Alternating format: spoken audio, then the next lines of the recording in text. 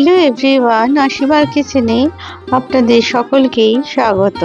আজকে আমি নিয়ে এসেছি ব্রাহ্মী শাকের রেসিপি। ব্রাহ্মী শাক সম্বন্ধে আমরা সকলেই এর উপকারিতা অল্প বিস্তর জানি। এই শাক কিন্তু স্ট্রেস ও উদ্বেগ কমাতে সাহায্য করে, এটা স্মৃতিশক্তিকে তীক্ষ্ণ করে আর ক্যান্সার প্রতিরোধেও সাহায্য করে। এছাড়া ডায়াবেটিস রোগীদের জন্য শর্করা নিয়ন্ত্রণেও কিন্তু সাহায্য করে। প্রথমে ব্রাহ্মী শাকগুলোকে খুব ভালো করে ধুয়ে তারপরে মাথার অংশগুলো ছাড়িয়ে নিয়ে ছোট ছোট কুচি করে কেটে নিলাম। আর নিয়ে নিলাম দুটো মাঝারি মাপের আলু ডুমো করে কেটে, আর 50 গ্রাম মতো রসুন কুচি।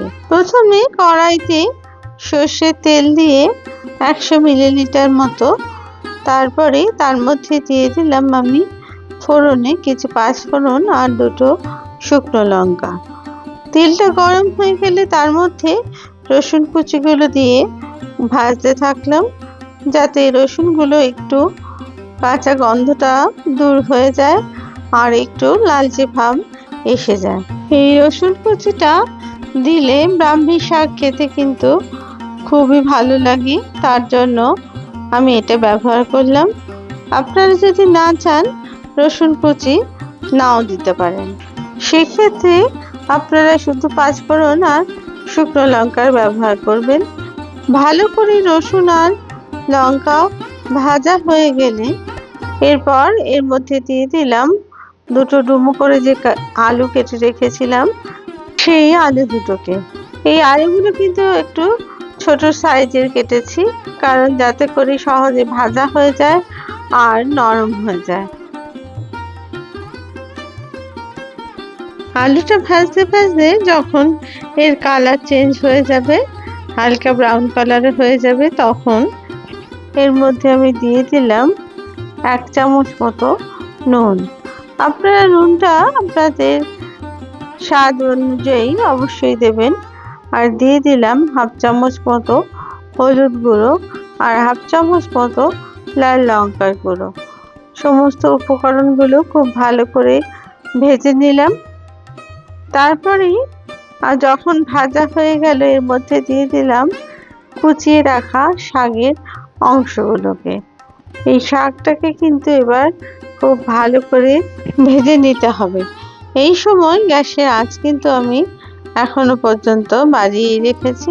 তারপরে খুব ভালো করে ভেজে নিয়ে এর উপরে দিয়ে দিলাম একটা ঢাকনা, মিনিট 5 থেকে 7 জন্য। সেই সময় গ্যাসের আঁচটা কিন্তু কম রাখবেন। তারপরে ঢাকনা খুলে দেখুন এটা অনেকটা সেদ্ধ হয়ে এসেছে। এবার ঢাকনা খুলে আবার নাড়াচাড়া করে দিলাম খানিকক্ষণের জন্য। এইভাবে ঢাকা দিয়ে আর ঢাকা খুলে ব্রাহ্মী শাকটাকে ভালো করে ভেজে নিতে হবে। আর এই শাক খেতে কিন্তু যথেষ্টই ভালো লাগে। একটু তেতো ভাব থাকার জন্য আমি আলুর ব্যবহার করেছি, আপনারা চাইলে বেগুনও দিতে পারেন। এখন আস্তে আস্তে শাকটা কিন্তু শুকিয়ে কতখানি অল্প হয়ে গেছে। যদি এই রেসিপি ভালো লেগে থাকে তাহলে প্লিজ লাইক, শেয়ার আর কমেন্টস করতে ভুলবেন না। আর আপনারা যদি আমার চ্যানেলের নতুন বন্ধু হয়ে থাকেন তাহলে চ্যানেলটিকে সাবস্ক্রাইব করে দেবার অনুরোধ রইল। আর পাশে থাকা বেল আইকনটিকে প্লিজ প্রেস করে দেবেন, যাতে করে নতুন রেসিপি দিলে সহজেই তা আপনাদের কাছে পৌঁছে যায়। একটু সুন্দর গন্ধ হওয়ার জন্য আমি এই ঘি আর কাঁচা লঙ্কার ব্যবহার করলাম। কাঁচা লঙ্কাটাকে আমি চিড়ে নিয়েছি। এরপর খুব ভালো করে ভেজে নিয়ে আমি শাকের মধ্যে ঘি আর কাঁচা লঙ্কাটা মিশিয়ে দিলাম। দেখুন সুন্দর স্বাদের এই ব্রাহ্মী শাক কিন্তু একদম প্রস্তুত। আপনারা ভাত অথবা রুটির সাথে এটা কিন্তু অবশ্যই খেতে পারেন।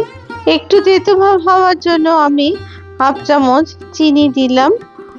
যদি আপনারা না চান চিনিটা কিন্তু অবশ্যই বাদ দিতে পারেন। তারপরে ভালো করে মিশিয়ে নিলাম এই শাকের মধ্যে।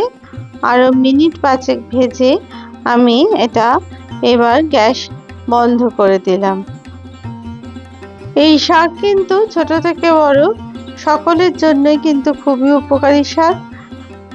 তাই আপনারা অবশ্যই সপ্তাহে 2 থেকে 3 বার এই শাক রান্না করে খেতে পারেন, যেটা আপনাদের স্বাস্থ্যের জন্য খুবই উপকারী হবে।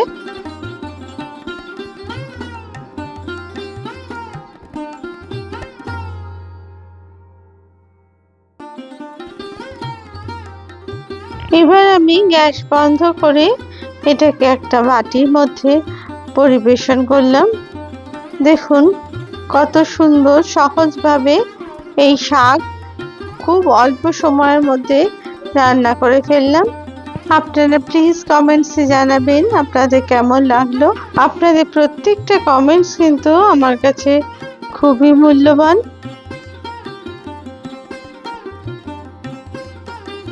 আবার নতুন রেসিপি নিয়ে আপনাদের কাছে হাজির হব। আপনারা সবাই ভালো থাকবেন। ধন্যবাদ।